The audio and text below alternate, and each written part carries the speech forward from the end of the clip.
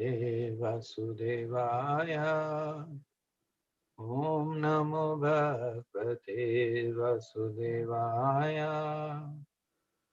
Narayanam Namaskrityam Naram Chaiva Narottamam Devim Saraswatim Vyasam Tato Jaya Udirayet Nashtaprayeshu Abhadreshu Nityam Bhagavata Sevaya Bhagavate Uttam Shloke Bhaktir Bhavatir Naishtiki Om Agyantimirandasya Gyananjana Shalakaya Chakshurunmilitam Yena Tasmai Shri Guruve Namaha. Jai Shri Krishna Chaitanya Prabhu Nityananda Shri Advaita Gadadhara Shivasadi Gaur Bhakta Vrinda. Hare Krishna, Krishna Krishna, Hare Hare, Hare Rama, Rama Rama, Hare Hare.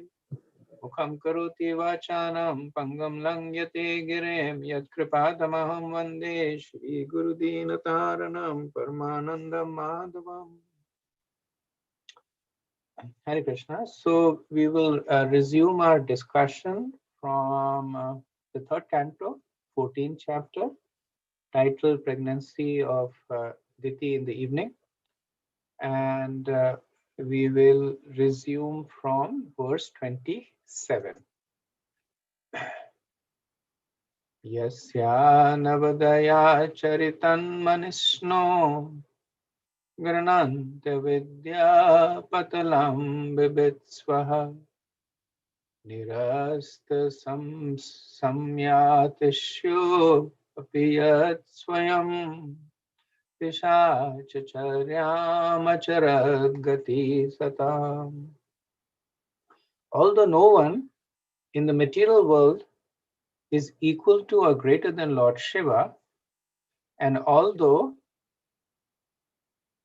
his unimpeachable character is followed by great souls to dismantle the mass of nescience, he nevertheless remains as if a devil to give salvation to all devotees of the Lord. So this section of verses are coming in the statements made by Prajapati Kashyap to his wife Diti. So in a way to discourage her from having a union at an inauspicious time, he is mentioning that Lord Shiva is actually vigilant at this time. He travels along with his followers who are ghosts and hobgoblins, and he punishes those who perform sinful activities like illicit sex at this time. Now, strictly speaking, Diti is the wife of Prajapati Kashyap. There's no question of illicit sex, but the reason he's cautioning her is because the time is inauspicious. So he's glorifying Lord Shiv by talking about the qualities that make him unique. That he acts as if in the mode of ignorance to help those in the mode of ignorance.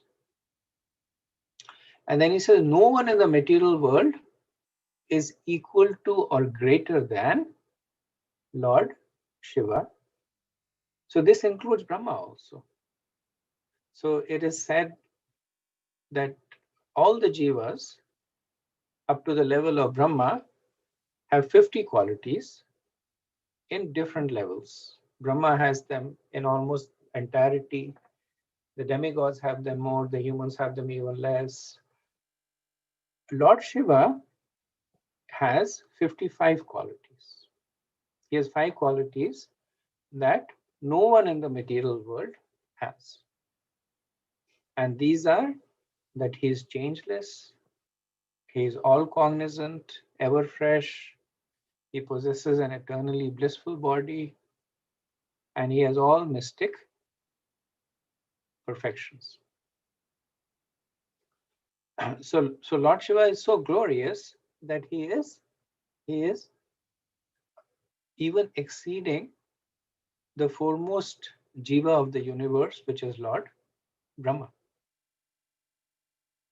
And then unintelligent people, they say that he's associating with fallen people, he moves around naked, he engages in sexual relationship with women and smears his body with unholy things like ashes. But the intelligent, they respect his character as spotless. And by worshipping him, they become liberated. So he is described as Nirast Samya Tishya, that he is completely renounced. And he sees everyone as equal, which means that he has no attachment to family connections. That Diti is the sister of my wife, or Kashyap is like an elder brother to me. So he's completely detached. Or Nirast Samyastishasya also mean that he is the goal of those who are completely detached. Srila Prabhupada says that that he is almost equal to Lord Vishnu. So Lord Vishnu has 60 characteristics as opposed to Lord Shiva's 55. Although he always associates with Maya, Durga, he is above the reactionary stage of the three modes of material nature. And that makes sense because just like a wife is obedient and under the control of the husband, Durga Devi, who manifests these three modes, is under the control of Lord Shiva. So he is above the three modes. So those persons who say that Lord Shiva is in the mode of ignorance are actually in the mode of ignorance themselves. Prabhupada says that he is in charge of those in the mode of ignorance, but he is not affected by such association. So one has to be extraordinarily powerful not to be affected by contaminating association. So if one is associating with the people in the mode of goodness, it's relatively easy to maintain the mode of goodness. But if one is constantly engaging with the people in the mode of ignorance and still remaining transcendental to it, implies that the person is completely in control of the modes. And that's what is the glories of Lord Shiva. Next verse, 28. Hasanti yasya charitam hi durbhagah swatam ratasya vidusha sametam yervastya malya bharan anulpena hi swabhojanam swatma ayapalitam. Unfortunate, foolish persons, not knowing that he is engaged in his own self, laugh at him. Such foolish persons engage in maintaining the body which is eatable by dogs with dresses, ornaments, garlands, and ointments. So the point that is made here that those who are too much materially vested,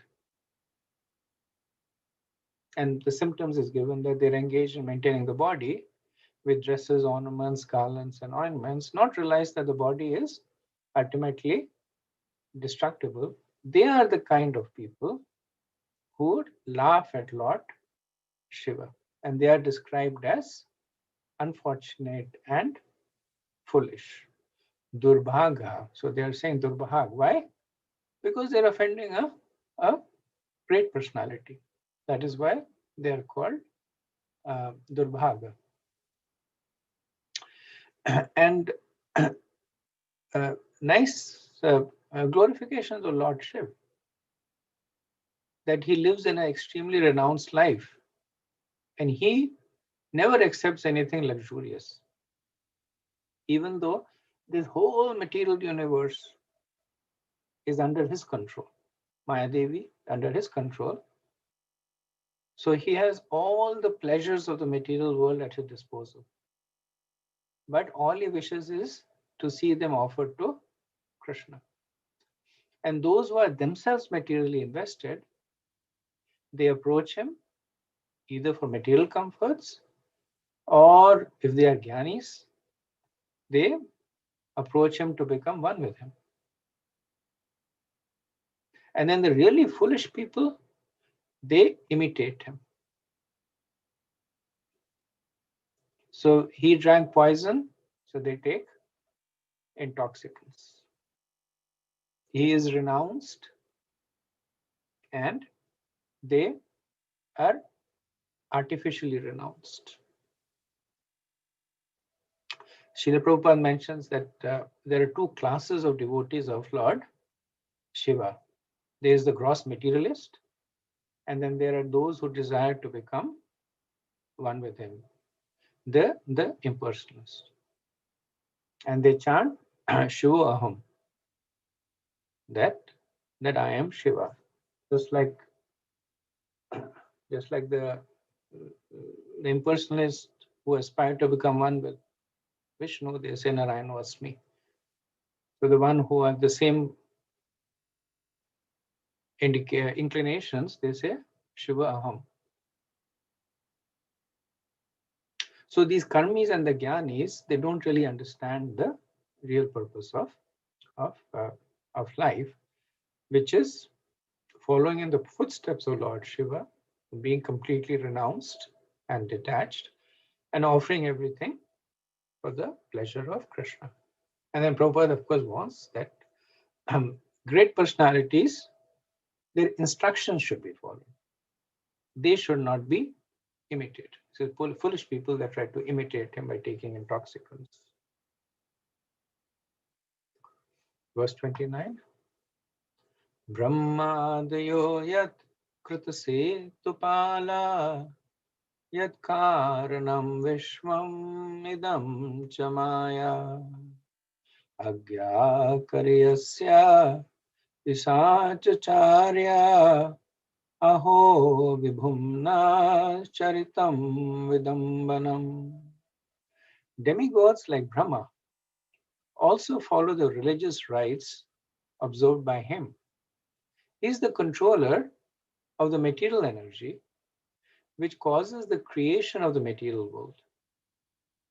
He is great, and therefore his devilish characteristics are simply imitation.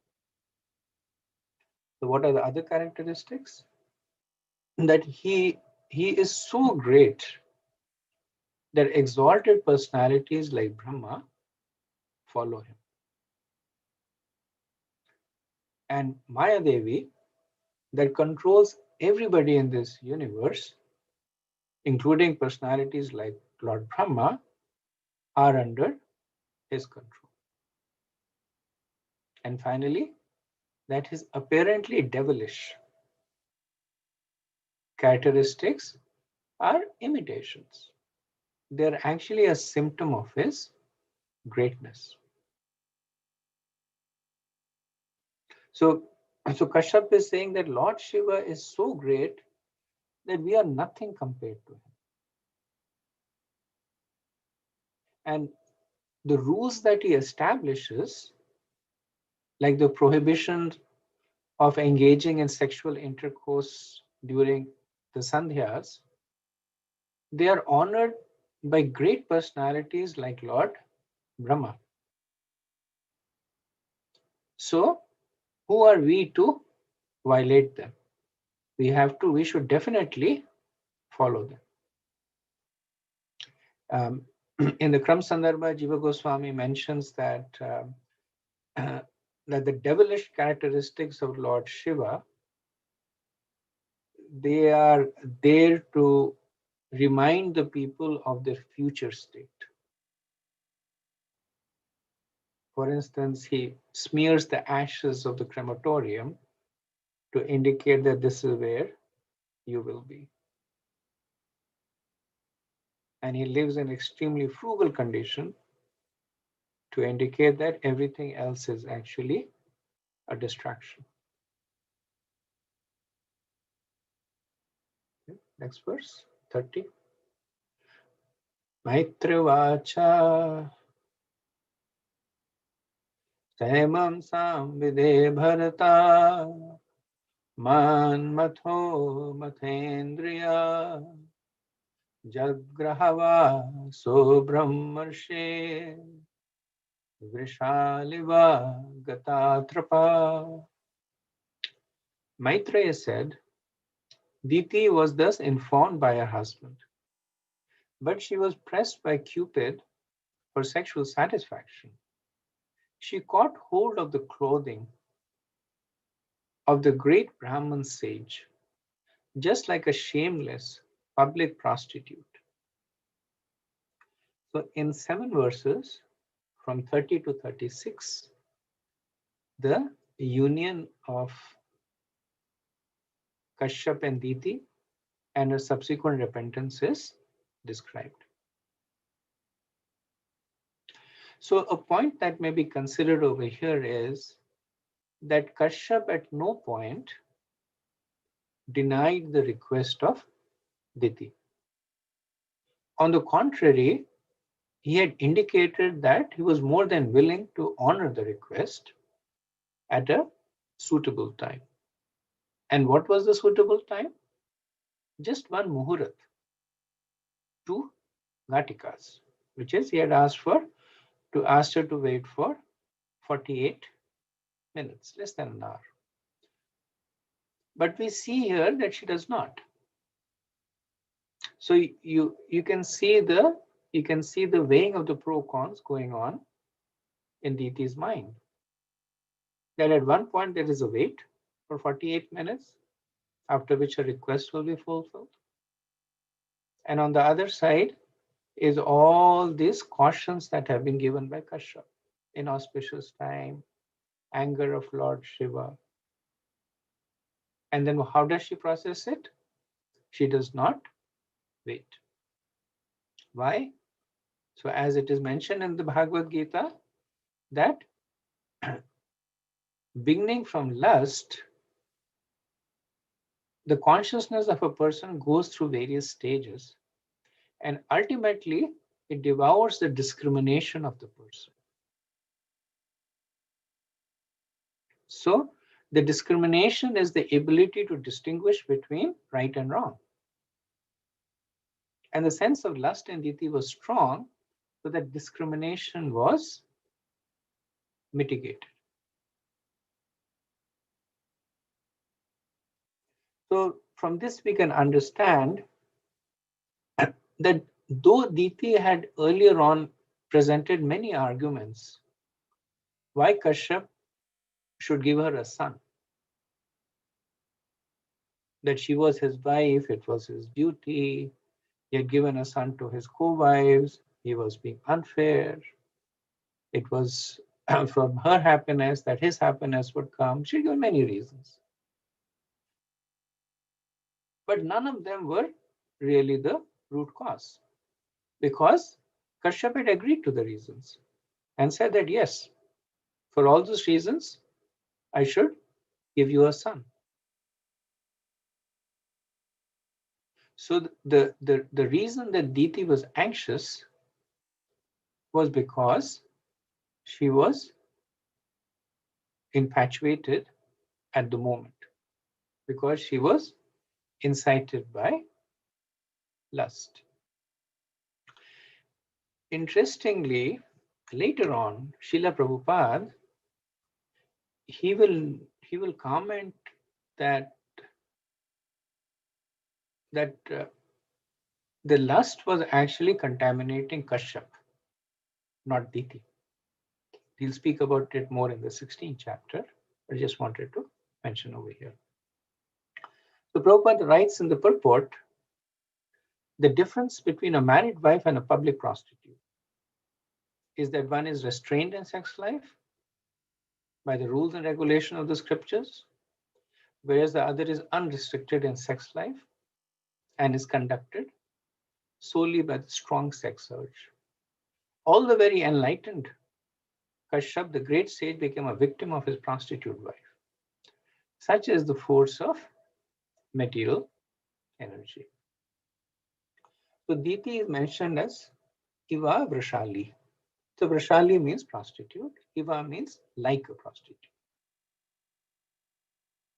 And she's mentioned in order to maintain the dignity of Diti.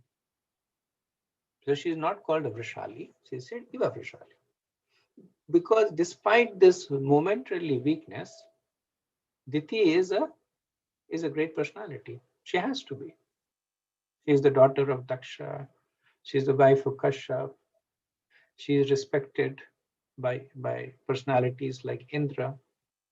Even her husband has shown his respect for her. So she is circumstantially acting under the influence of extreme emotions.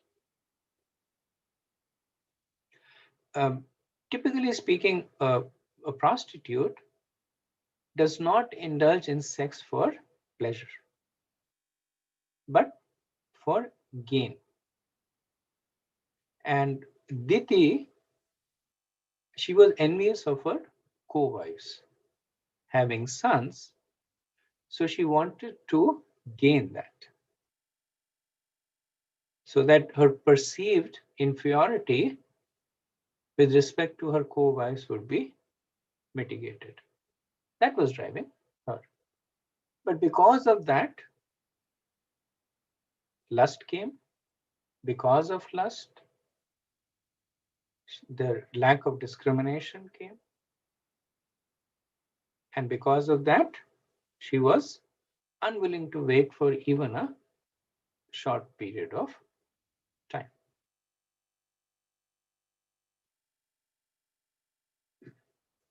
Verse 31. Saviditvat bharyayas tan nirbandham vikramini natva distaya rahasi tayatho paviveshahi.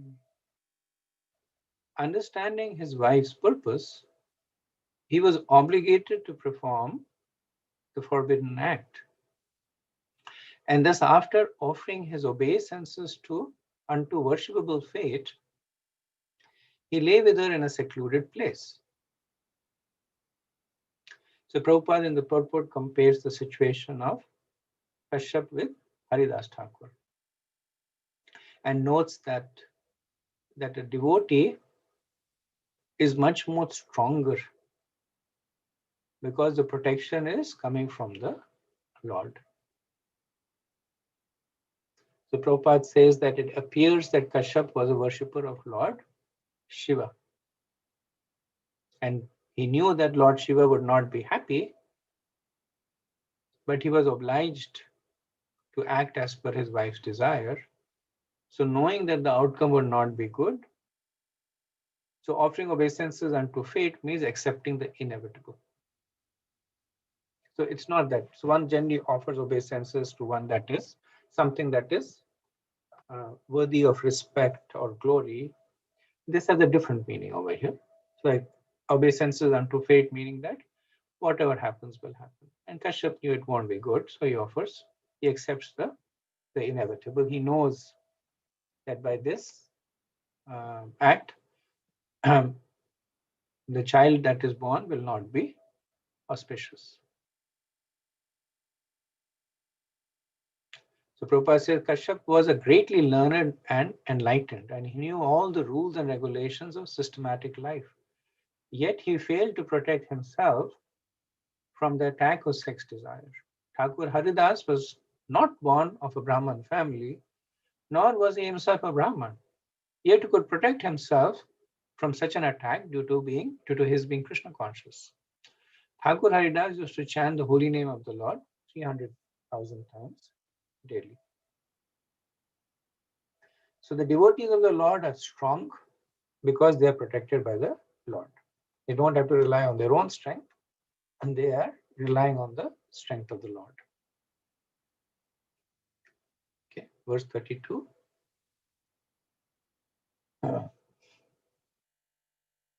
So after this verse, we can take a break for any discussions. Atho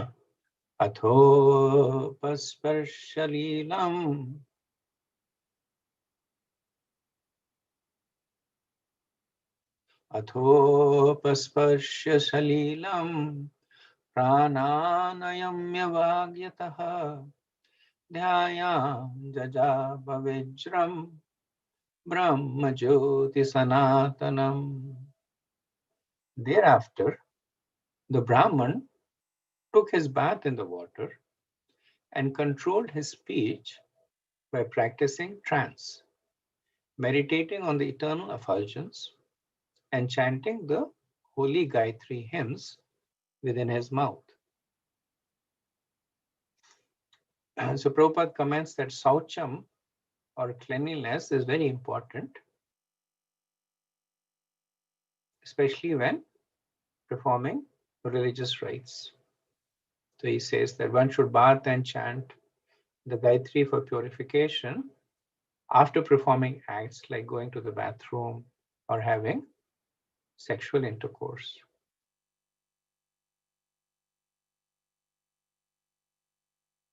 But then he says that the Mahamantra is so powerful that one can chant loudly or softly in any condition, and is protected from all the evils of material existence.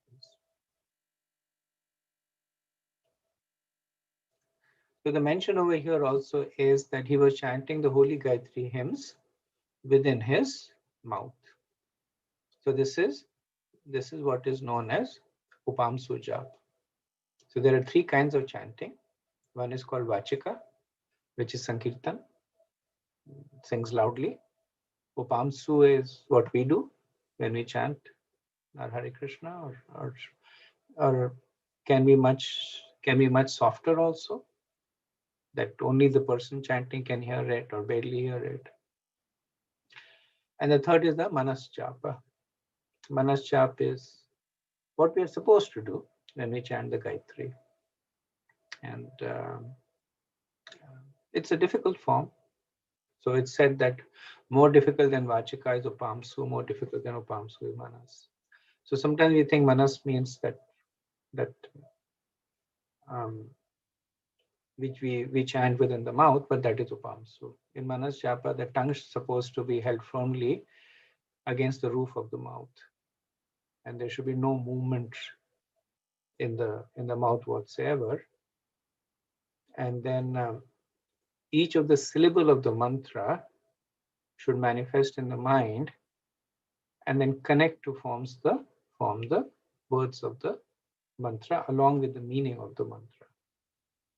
So it's a more difficult form of chanting, one that needs a lot of practice and training. So let me pause here, see if you have any discussions on what we have discussed so far.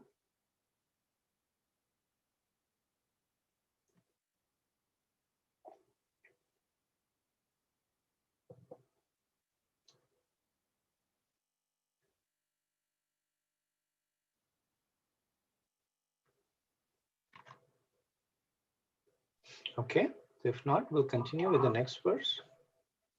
Verse 33.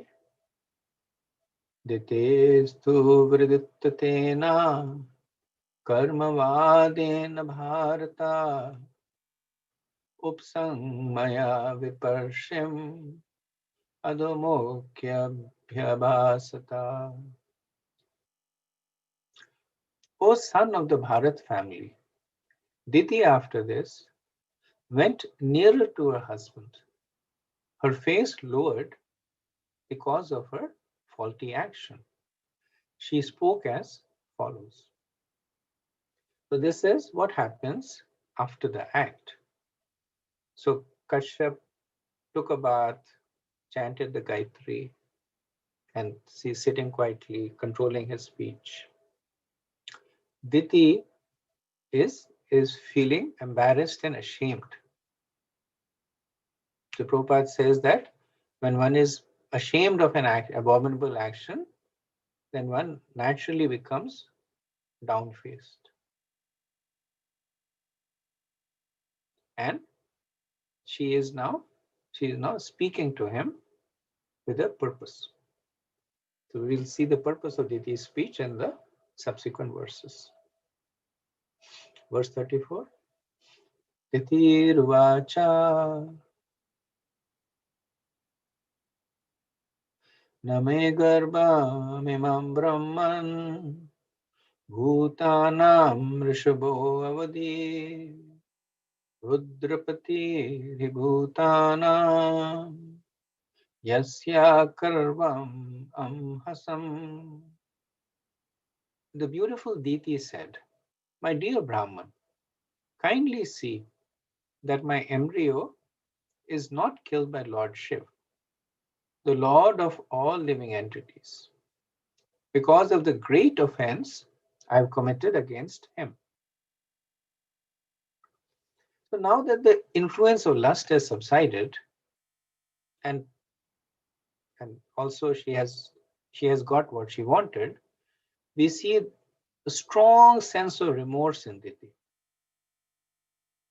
And then as a mother, her first natural and strongest instinct is to protect her children.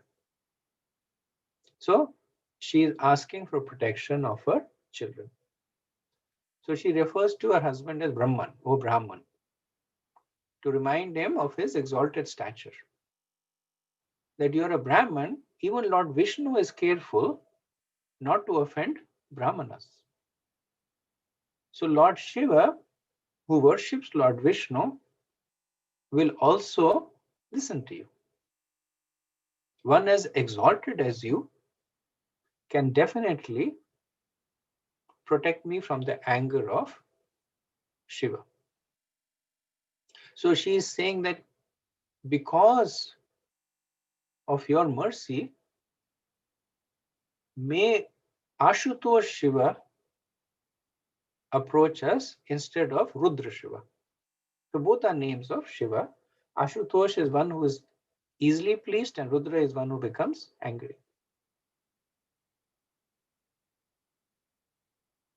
So Prabhupada says that as Rudra, he is very prone to anger. And then as Ashutosh, he is very quick to be pacified and give benedictions. So because her husband is a Brahman and a great devotee of Lord Shiva, she is asking him to invoke that special relationship so that her embryo is protected. And not fully satisfied by seeking the protection of her husband, Diti will now directly seek the protection of Lord Shiva by praying to him in the next verses. Verse 35. Namo Rudraya Mahate Devayo Graya Medushe Shivaya Nyastadandaya Dhritadandaya Manyave. Let me offer my obeisances unto the angry Lord Shiva, who is simultaneously the very ferocious great demigod and the fulfiller of all material desires. He is all auspicious and forgiving, but his anger can immediately move him to chastise. So Diti is taking protection of her husband against Lord Shiva, and she is also praying directly to Lord Shiva, because she has a direct relationship with him also. He is her brother-in-law, or his sister's husband, whatever that relationship is. So he is, Prabhupada said that she's praying for him very cleverly. So she is talking about his both the kinds of qualities. So Rudra means angry, but Rudra also means that one who removes suffering. So she's praying that may Rudra be the one who removes my suffering. Her suffering is her anxiety because of her children. And then she says that since Lord Shiva is Mahatya Devaya, and because he is a great personality, he will forgive me of any transgressions. He is Ugraya, which means that he is one who becomes very angry, because of which he may destroy my child. But he is also Midhushe. So Midhushe means that one who is liberal. So he will sprinkle the creeper of my desire with his mercy. He is Dhrita Dandaya. Dhrita Dandaya means that one who punishes. Dand. Dhrit means determination. As a personification of anger, he punishes. But then is Manyave. So, and in addition, she is also Shivaya. So Shivaya is Shiva means all auspicious. So he is also the one who creates all auspiciousness. And he is Nyasta Dandaya. So he is Dhrita Dandaya and Nyasta Dandaya. So Nyasta Dandaya is one who forgives one's offenses very quickly. So Diti is invoking, she is acknowledging the aspects of Lord Shiva that she is afraid of, but she is glorifying that aspects of him that she would like to take shelter of. It's like if you go to a person who has mixed qualities and you say that, I know that you are strict, but you're also kind. So it's a clever way of taking shelter of the other qualities. And Diti is employing that strategy over here. Next verse. Sana prasidatam vamo Bhagavanurvanugraha Vyadhasyapi anukampayana Srinam devasati pati. Let him be pleased with us, since he is my brother-in-law, the husband of my sister Sati. He is also the worshipable Lord of all women. He is the personality of all opulences and can show mercy towards women who are excused even by uncivilized hunters. So Diti is using all possible avenues to seek the mercy of Lord Shiva. So here she is invoking a familial relationship. That perhaps my sister Sati would request on my behalf to her husband to excuse me. Or Lord Shiva may consider my relationship to him. But then Kashyap had said that Lord Shiva is renounced. He does not really care much for family relationships. And she says, okay, but he's the worshipful Lord of all women, and I am a woman. And even fallen people, like uncivilized hunters, they show mercy to women. So how much more mercy can I expect from Lord Shiva, who is an exalted personality?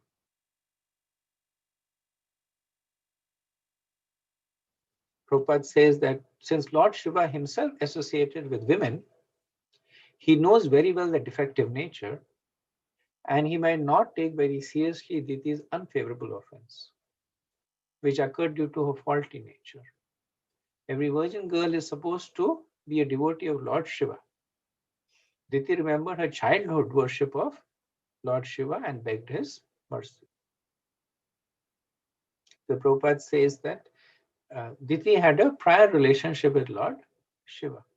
As a young girl, as is the custom, she was regularly worshipping Lord Shiva. And because of that, she's invoking that aspect of a relationship and aspiring to receive his mercy. Verse 37, Maitrivacha Sasargya Sasvargasya Shisham Lokyam Ashashanam Pravepatim Nivritta Sandhya Niyamo Arya Maha Prajapatihi.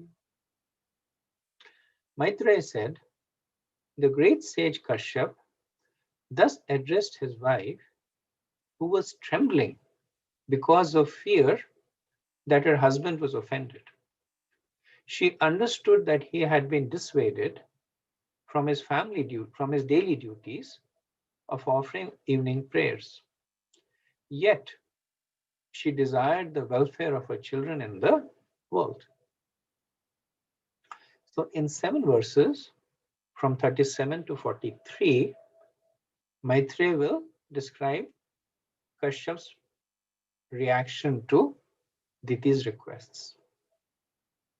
So previously we had seen that Diti was in fear of the anger of Lord Shiva.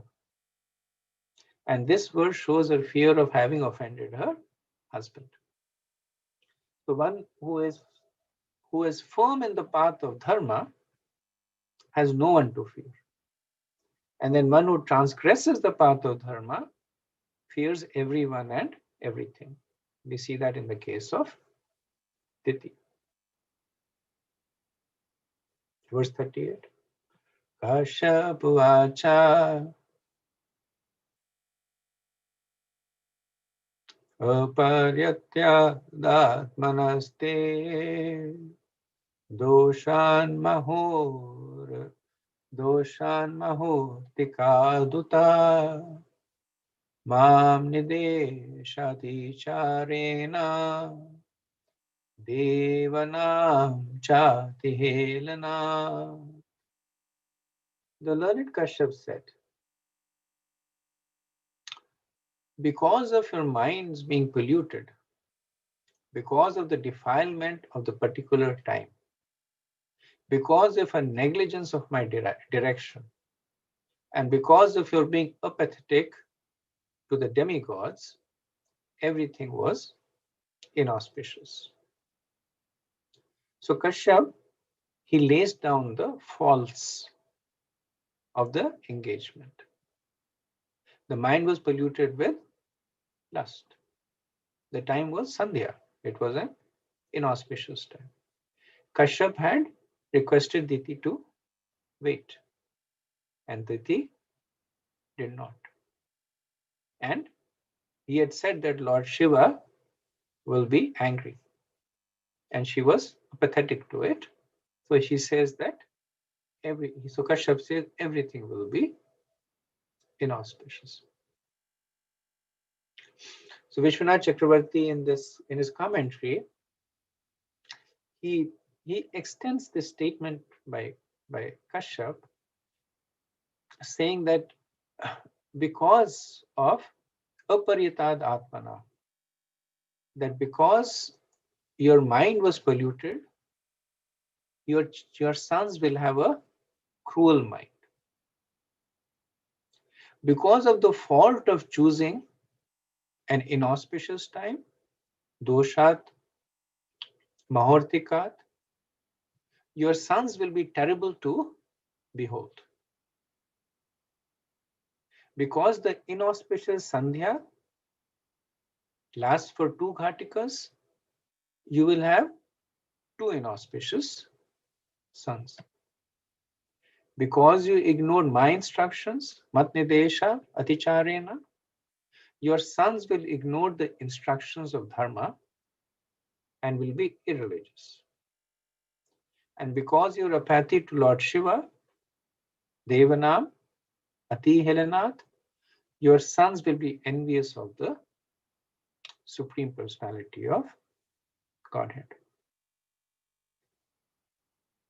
Srila Prabhupada writes in the purport that in the previous age there were only 2 Rakshasas, but in this current age almost all sex is inauspicious.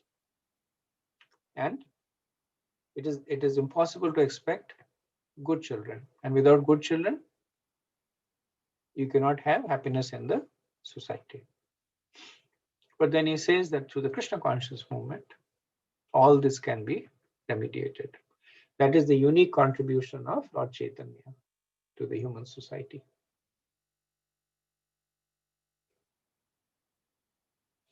Verse 39. Bhavishyate tava bhadra abhadreja tharadmau lokan sapalam strims chandi muhur akrandayashitaha. O haughty one, you will have 2 contemptuous sons, born of a condemned womb. Unlucky woman, they will cause constant lamentation to all the 3 worlds. So he addresses his wife as Abhadre, unlucky, and Chandi. Chandi is passionate. And these are in contrast to the sweet words that Kashyap was using earlier to pacify her. So he called her Manini, or respectful one. And Siddhi Traivargaki, that through you the perfection of the 3 liberations can be obtained. And Graha Ishwari, goddess of the house. So this is the nature of lust. That once it has subsided, then appreciation turns to condemnation. And anticipation turns into regret. And pleasure turns into pain. So from this we can understand that Diti was not the only one who was infected with lust. If Kashyap had spoken these words earlier on, Abhadra Chandi, unlucky one, inauspicious, then it would have been a different situation. But he was using words like Manini, Siddhi Traivargiki, Graha Ishwari. But now that the influence of lust had subsided, that he is expressing his anger.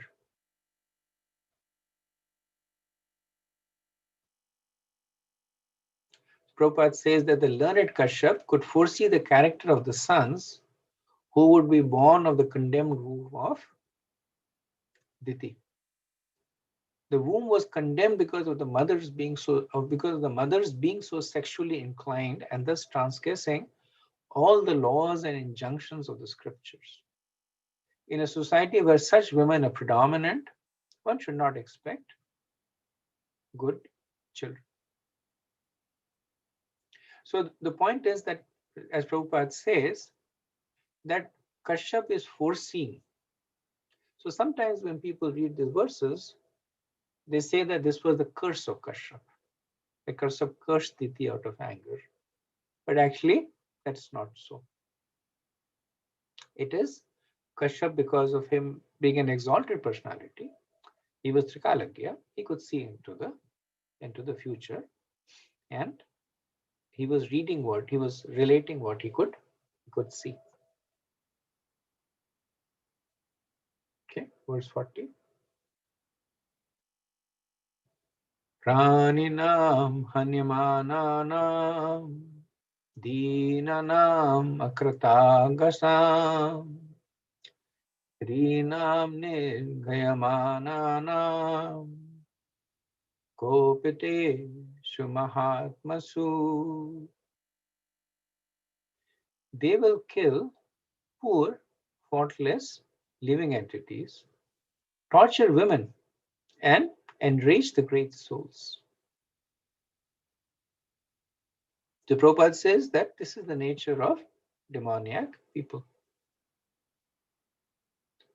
And then he says when these activities become too much, then those who are engaged in Krishna consciousness become angry. So in a demoniac society, innocent animals are killed to satisfy the tongue. And how are the women tortured? The women are tortured by unnecessary sexual indulgence. And then he says, where there is woman and meat, there must be liquor and sex indulgence. And when that happens, then the Vaishnavas or the representatives of the Lord or the Lord himself appears to rectify things. Next verse. Tada Veshveshvara Krudo Bhagwa Loka Bhavanaha Anishati Avitirya Sau Yathadrin Sat Parvadra. At that time, the Lord of the universe, the Supreme Personality of God, who is the well-wisher of all living entities, will descend and kill them, just as Indra smashes the mountains with his thunderbolts. So generally speaking, it is not proper etiquette to talk about the death of a newborn. And in this case, newly conceived, not even born, and that also to the mother.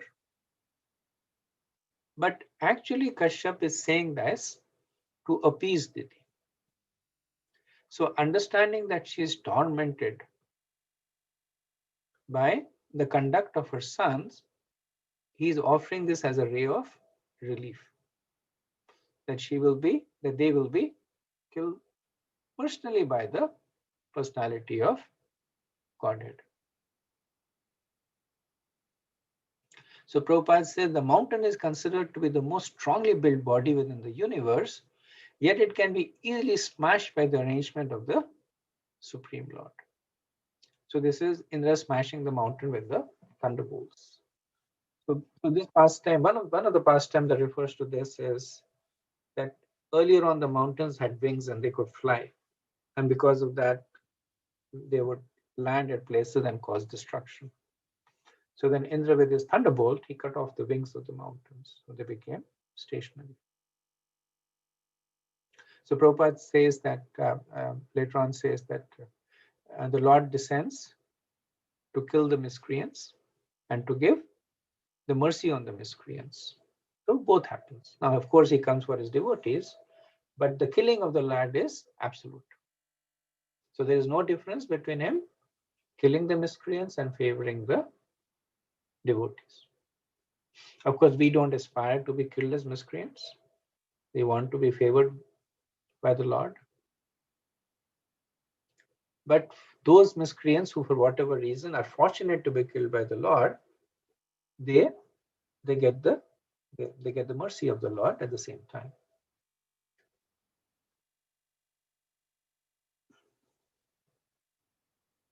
Verse 42.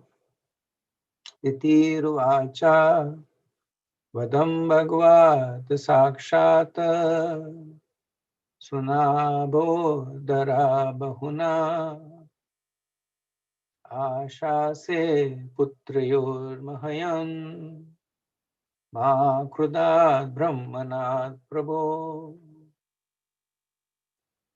Iti said, it is very good that my sons will be magnanimously killed by the arms of the personality of Godhead with his Sudarshan weapon, O husband, may they never be killed by the wrath of the Brahman devotees. So we see Diti's affection for her husband becoming strong. She says, Prabhu, oh my husband. So we can see that despite her passing weakness, Diti is actually an exalted personality. Because here she is celebrating the fact that her sons will be killed by the personality of Godhead. And she is aware of the exalted position of the Brahmanas. Now later on we'll see that the sons of Diti were actually condemned because of their offenses against Brahmins, the Chatur Kumars. But here, Diti, understanding the gravity of that offense, is pleased that at least they will not offend the Brahmins.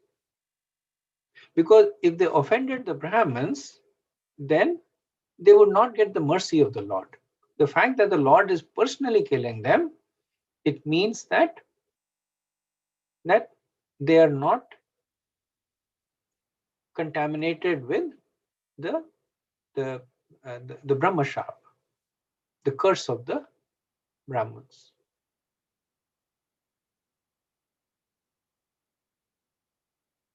Prabhupada says that if someone is killed by the wheel of the Lord and is thus fortunate enough to see the arms of the Lord, that is sufficient for his liberation. Such good fortune is not achieved even by the great sages. So here we can understand about Diti's exalted personality. She has an understanding of the need to respect the Brahmins. She has fear of the wrath of the Brahmins, disrespecting Brahmins. She understands the temporary nature of material life. And most of all, she is a devotee because she understands the glory of being killed by the Lord. Verse 43. Na brahmadandatagghasya na bhut bhayadasya cha na karaschanugranthanti yam yonimasau gataha. A person who is condemned by a Brahman or is always fearful to other living entities is not favored even by those who are already in hell or by those in the species in which he is born. So this is the gravity of offending a Brahman. So one who offends a Brahman, his present life is destroyed, he goes to hell, and even in hell, he is not favored by the other residents of hell. It's like they sometimes say that if you do a certain kind of a crime and if you send to a prison, then the other prisoners who are also criminals, they will beat you up because they have a particular distaste to certain kinds of crime. So similarly, for those who insult the Brahmanas, the residents of the hell who are themselves sinful, but they will also be hateful to the person. And then Prabhupada says that such persons are born in condemned species like that of the dogs. The dogs are so condemned that they never show any sympathy to their contemporaries. So then after they finish their hellish life, they're born in a condemned species. So Diti is elaborating on why she is fearful that their sons may be condemned by the curse of the Brahman, and why she is happy that they will not be and will actually get the mercy of the Lord. Okay, let me pause here, see if there is any comments. Krishna Prabhuji, Prabhuji, I was just wondering, I mean, just for like a small this thing, right? I mean, like uncontrolled lust basically. And it was not even that it was like, she just became lusty and like she associated with somebody other than her husband. It was basically between a husband and a wife. But like, such a great such a big punishment for like, seemingly small offense. I mean, I don't know, I just it just feels a little too much, just because the time was inauspicious. And if it would have been like an hour later, probably it would have been okay. And just because it is within that 3 Sunday and all that, like, it just feels that it's a little too much for um So I think to some extent, of course, your point is well made. Um, the gravity of the offense is also, I think, it's commensurate to the situation that Kashyap and Diti, they are Prajapatis, so they're very, very exalted personalities, and for them it's a big offense. It's like they say that that a small black dot, it appears very prominent on a white sheet, but not so much on a dark sheet. So it's still a black dot. It's still an offense. But these are residents. Kashyap had a position that was even more exalted than the demigods. The demigods are his children, so he obviously has a more exalted position. Um, and they're supposed to uphold the highest uh, codes of religion. So that's why, that's why we see this. And Prabhupada also says that it's not that the others who do it are exempt from it. He makes that point almost in 3 purports. He makes the same point that in the current society, um, in that time there was only one Hiranyakashipu. In the current society, there are many Hiranyakashipus, and people are flaunting these rules, which is why the society is degrading. So there is still ramifications for that. But yes, in their case, because they were great personalities, the ramifications were also, commensurately prominent. um Well, Proji, like, one follow up. So like, lust, like we understand like there are rules. And like, if you are, so basically the 3 and they are right. If you do it within in that period, then then there are ramifications. But are there other rules for uh, other things like anger, greed, any such kind of uh, specific things? There are, in Manusmriti, this is given in great details. So in one of the purports, the Prabhupada mentions that Kashyap was actually following the process of karmakand, which means that he was strongly bound by the rules of karmakand as given in the Vedas and the Manusmriti. Um, so we either don't have access to it, or even if we had, uh, it would be almost impossible for us to follow it because of the situation that we are in. I remember I'd asked a similar question once, and and the sannyasi had answered that, yes, there are so many rules. Some we don't know, some we know. Like for grasta, like he was giving this example that grasta, before he eats, he has to make sure that no one within, I forget how many, like 7 houses or so many then houses should be hungry. So it's a duty to go and check if anybody around the neighborhood is hungry, and only after he is certain that they're not hungry should he sit down to eat. So we can't do that now. And there may be many other rules that we are not even aware of, which is why Prabhupada says that we can't even aspire to follow them. So best thing for us is to follow Krishna consciousness. Within Krishna consciousness, there are rules, right? They are more clearly enunciated, and may not be easy to follow, but at least they're enunciated more clearly. The four regulative principles, the rules for performing deity worship, the rules for honoring prasadam. So they're simpler rules, more clearly enunciated, and a lot more potent.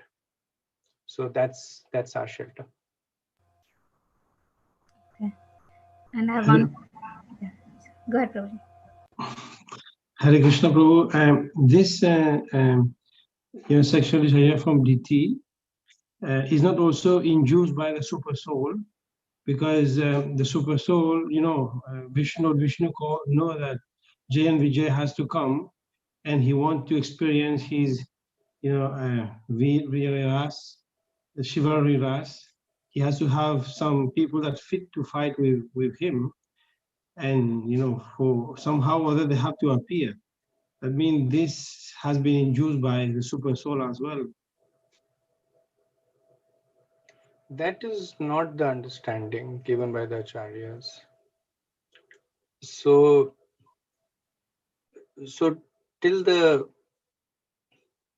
so it's kind of like saying that. So let's assume I performed some sinful activities because of which I need to suffer, and then there is some person which is the cause of my suffering. So let's assume I hurt somebody and somebody is hurting me. So will the person who's hurting me be excused? No, right? Because even though the reaction to that hurt was supposed to come, it was inevitable by the law of karma, yet the person who is acting as the agent, that person is basically taking responsibility for his own actions. So the point that you're making is true to the extent that it is applied to the four Kumars and Jay Vijay. That yes,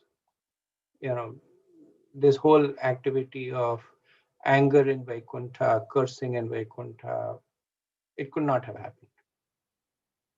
So that was inspired by Lord Vishnu. But I haven't ever seen, considering Kashyap and Diti, to be a part of the pastime of the Lord. They basically acted based on their desires. Thank you, Prabhu. Thank you, Prabhu. Achyuta, you had a follow-up? Yeah, Prabhuji. So Prabhuji, it's like Diti basically prays that they should not be, her son should not be they should not I guess cursed by the Brahmanas or something like that. Um, but we see that they did, Hiranyakashipu and Hiranyaksha, they both were very offensive towards, and like they mistreated the Brahmanas and Brahmin community in general, like devotees of the Lord, and they were in a precarious situation because of them. So they and they so but does it mean that they would never curse them and they just prayed to the Lord? Or their That is true. It's one of those situations that they before they did it, they bought insurance. So they bought the insurance policy, right? So they performed extensive austerities, and they asked for protection from being cursed. So which is why the Brahmins didn't curse them. And cursing is also, it's a very it's a complicated situation. That not anybody can curse anybody. You should have the requisite piety. And Hiranyaksha and Hiranyakashipu, they definitely had accrued a lot more tejas. Hiranyakashipu especially is glorified as a person who had accrued so much tejas that never before in the universe had anybody accrued that much merits by austerities. So So it turned out that Diti was right, but for different reasons. So yeah, they were not cursed by the Brahmins, but not because they did not torment the Brahmins, but because they were in a situation that they were beyond the reach of the curse of of the Brahmins. We'll see that when the demigods go to Brahma, Brahma says that I can't do anything about them. They're beyond my reach also. So Brahma representing the Brahmins also. So in effect, the situation was as Diti was foreseeing, but for different reasons. Thank you, Guru.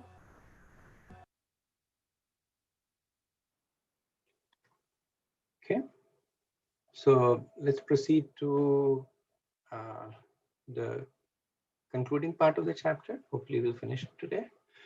44, 45. Kashyap uvacha kritasho kanutapena kritasho kantupane. I'm sorry.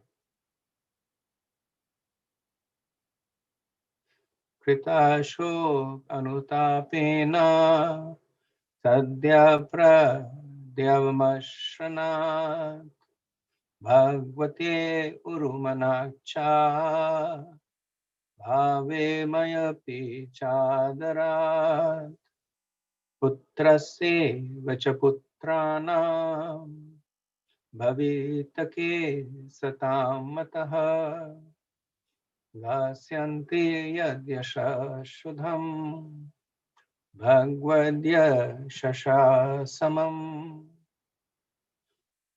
The learned Kashyap said, because of your lamentation, penitence, and proper deliberation, and also because of your unflinching faith in the Supreme Personality of Godhead, and your adoration for Lord Shiva and me, one of the sons, Prahlad, of your son, Hiranyakashipu, will be an approved devotee of the Lord, and his fame will be broadcast equally with that of the personality of Godhead.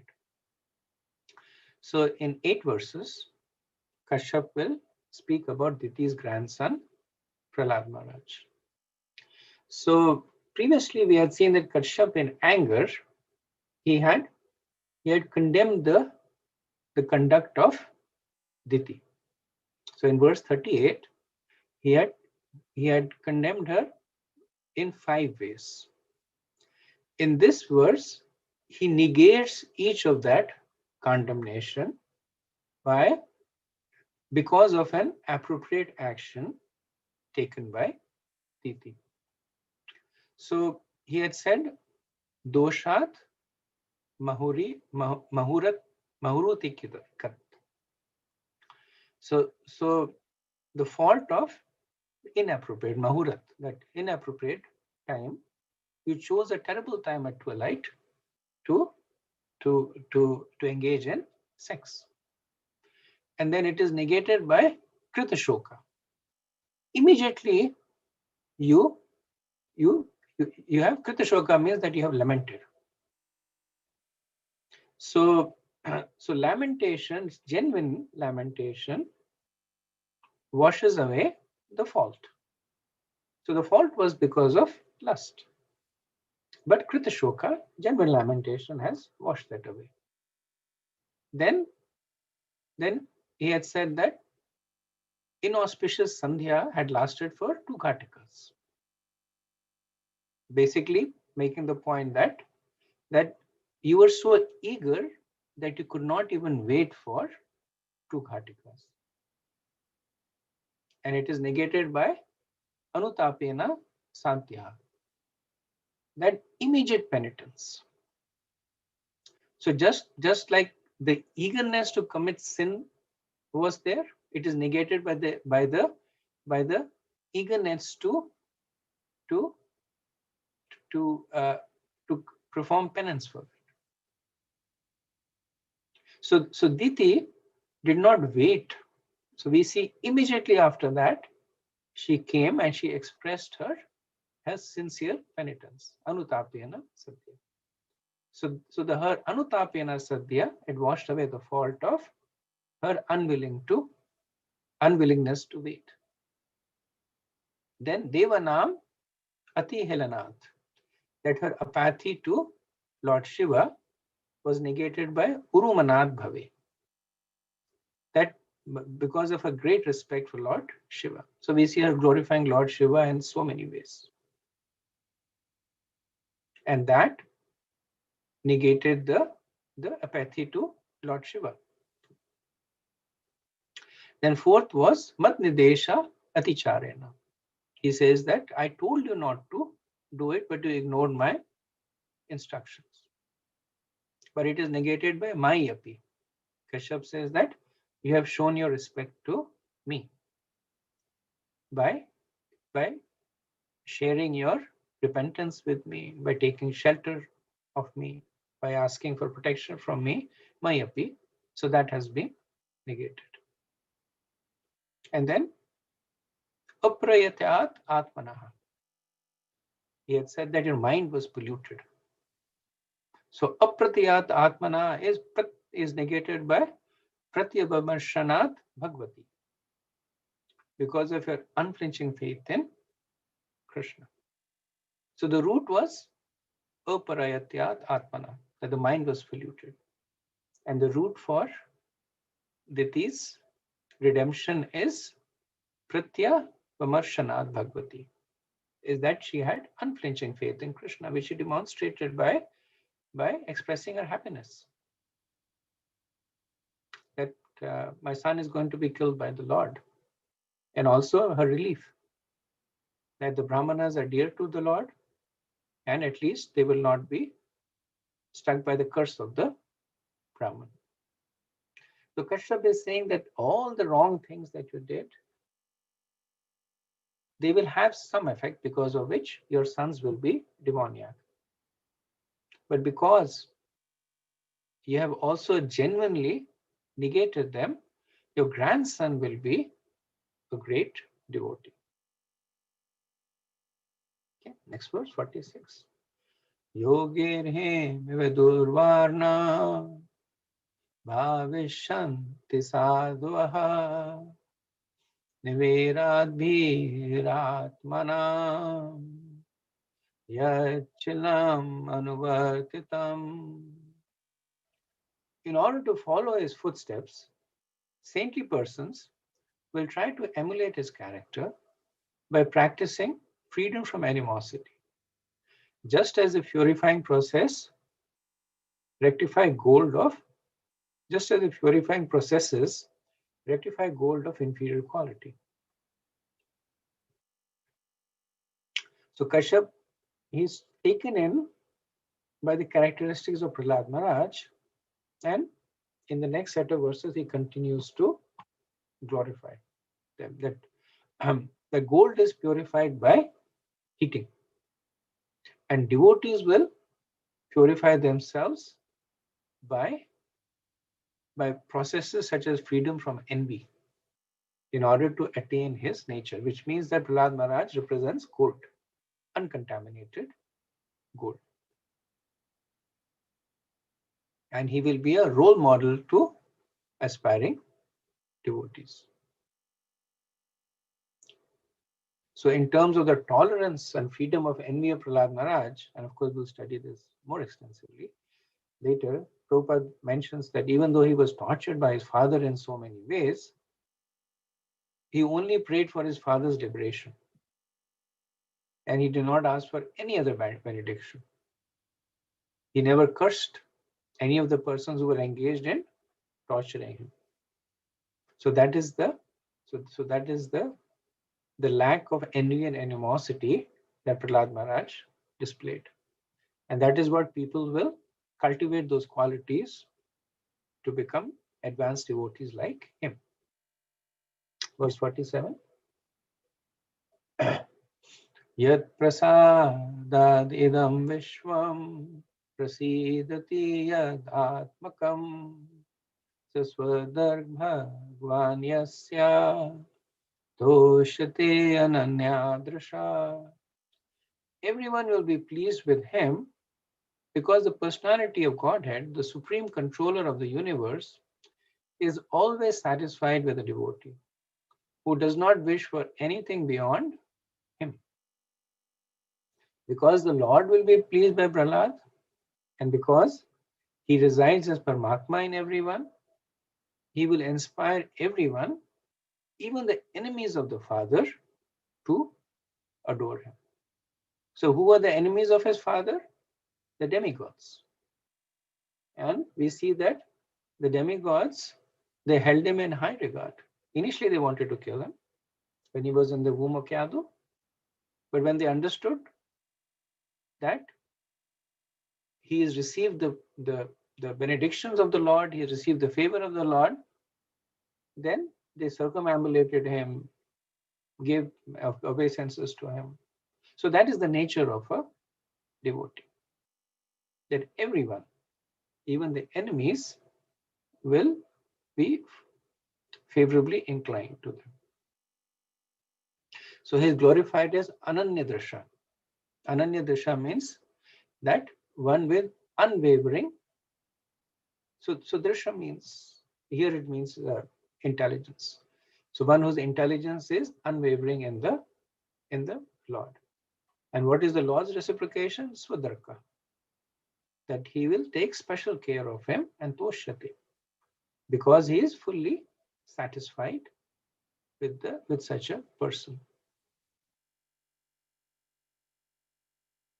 So Prabhupada says that the Lord reciprocates in such a way that all living entities in whom the Lord is dwelling as a super soul also like a pure devotee, because the Lord is present in their hearts and can dictate them to be friendly to his devotee. There is many instances in history wherein even the most ferocious animals became friendly to a pure devotee of the Lord. Next verse. Savai Maha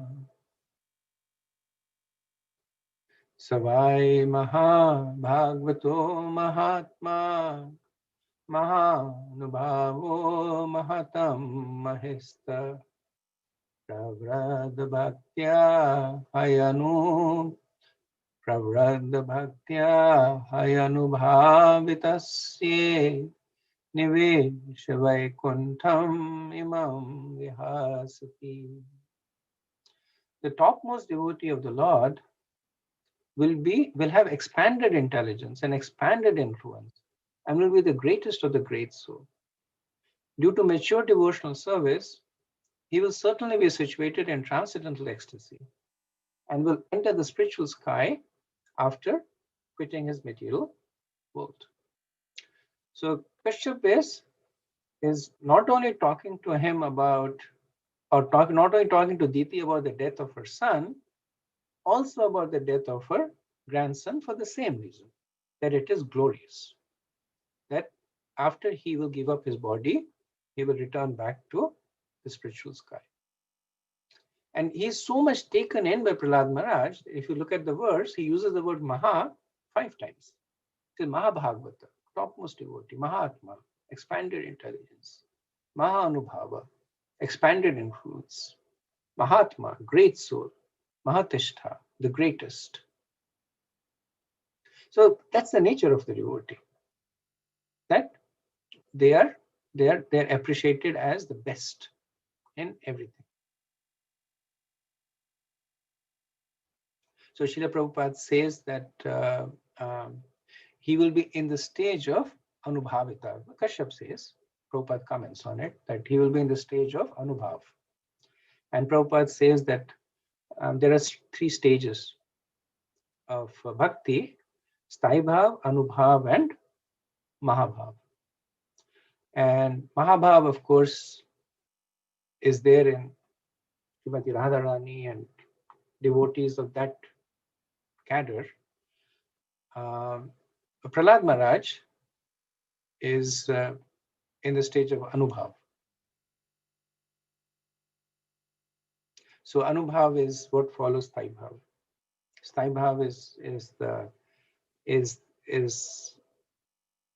the persistent stage of devotion. And anubhav is what happens as a result of a stimulant, as a vibhav. When it stimulates, then you have either an anubhav or a vivachari bhav.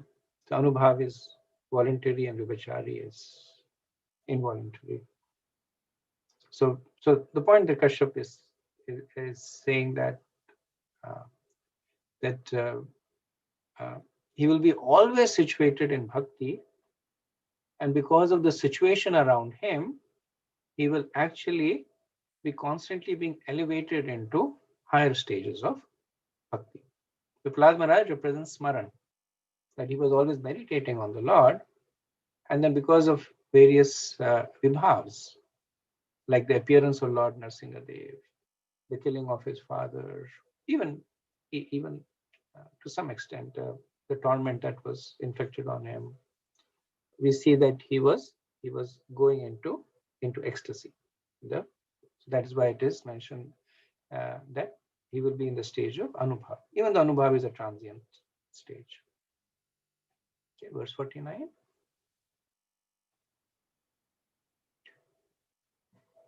Okay, after this I'll stop. There's a few more verses. We may not be able to complete it today. So I just want to stop if there's any discussion.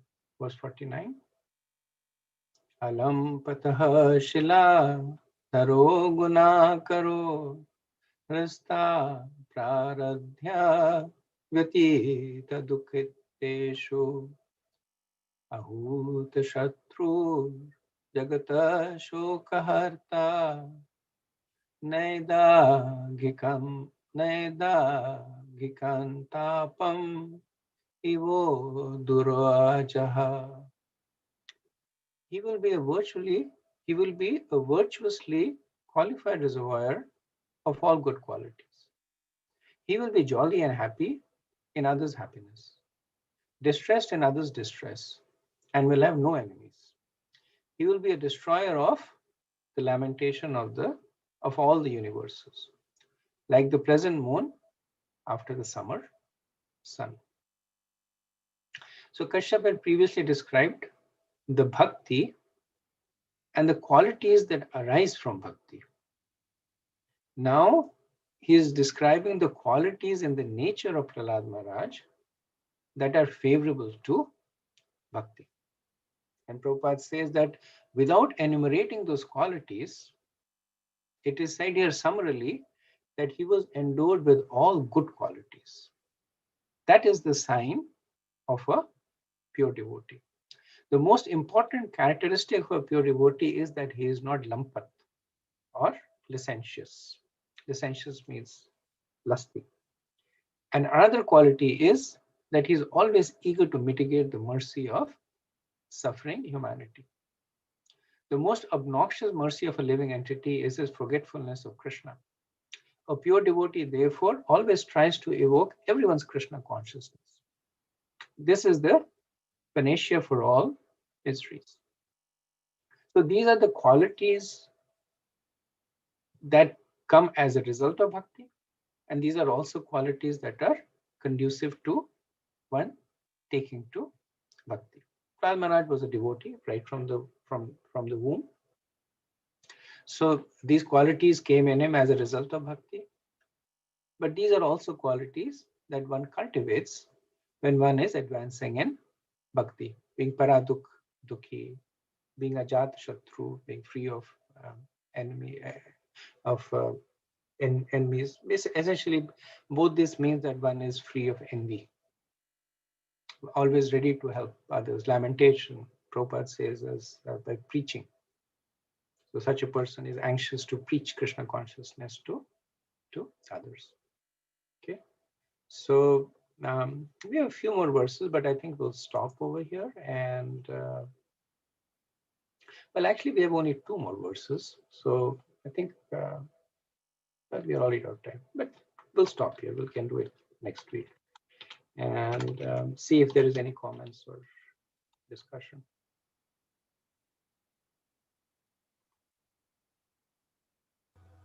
Yeah, Praja. So in the previous, so like because of her lamentation, like we see that it was like her offense was, I mean, of course she had to bear demons as her sons, but um, you know, the Muni says that he's pleased because she lamented immediately. So what I mean, like, what exactly does lamentation? Because like, so I mean, if we also lament for our known or unknown offenses or mistakes, I like. Is that also? Do we also get some relief from the repercussions? Yeah, that's the program. That if we have committed, or as you're mentioning, known or unknown sinful activities, and the first step is to have genuine regret, and genuine regret basically has has also the quality of developing the conviction of not doing it again. So and we see that in Diti, that she had genuine regret and strong conviction to move away from it and not do it again. Same thing is true for us also. That for fall downs that are accidental or purposeful, and Prabhupada themselves said that the first thing is that we should be genuinely sorry for it. We should make a commitment not to let it happen again. And then if there is any way that we can redress the situation, we can address the situation, then we can depending on the nature of the fault, then we should do that. So, Prashit, does lamentation necessarily have to be in the form of like asking for forgiveness from somebody, like a guru or spiritual master or counselor, or can it be internal? The root cause is that it should be, the root symptom is that it should be genuine. So if it is genuine, then it will manifest in a naturally appropriate way. So in case of Diti, it is genuine. So she is so when you see Kashyap summarizing her regret, so she felt she offended Lord Shiva, so she was praying for forgiveness from him. She felt that she had offended her husband. She was praying for forgiveness from him, and ultimately she was taking shelter of Krishna. So whatever the genuineness manifests at in one of these discussions that we were having in a seminar, this point was discussed quite elaborately. And generally, at least in our cases, sometimes we offend other Vaishnavas. And one of the things that is recommended is that you should go to that Vaishnava right away, and then clear the air, make a commitment that it will not happen again, and ask for the forgiveness of the Vaishnava. In most of the cases, the Vaishnava will forgive, but if they don't, then you serve the Vaishnava and mentally hope that that will forgive. For other sense that we do, like material sense, we take shelter of the holy name, and if you have a spiritual master, we take shelter of the spiritual master.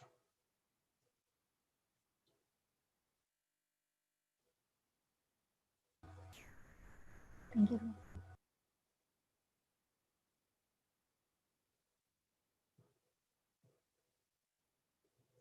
Okay, so if there are no more questions, we'll stop here. Apologies for going a little late. Ancha kalpatarubhayascha kripa sindhubhyaiva cha patitanam pavanebhyo vaishnavebhyo namo namaha. Anant Koti Vaishnav Vrinda ki jai. Srila Prabhupada ki jai. Jai Gaur Premanand. Thank you, Prabhu. Hare Krishna, Prabhuji. Dandavat Pranam. Hare Krishna. Hare Krishna.